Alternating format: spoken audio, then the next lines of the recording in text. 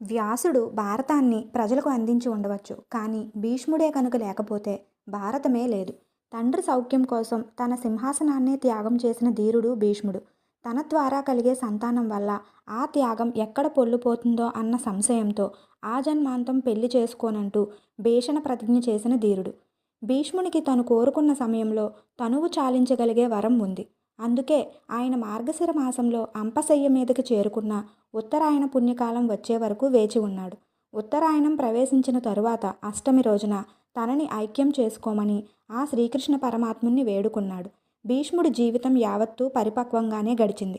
ఇక తన మరణ సమయంలోనూ తన విశిష్టతను చాటుకున్నాడు. ఈ కురువృద్ధుడు తనను చూసేందుకు అంపశయ్య వద్దకు వచ్చిన ధర్మరాజుకు రాజనీతిలోని సారాంశమంతా బోధించారు. పాండవులతో పాటుగా ఉన్న కృష్ణుణ్ణి 1000 నోళ్ల స్తుతిస్తూ విష్ణు సహస్రనామాన్ని పలికారు. అలాంటి భీష్ముని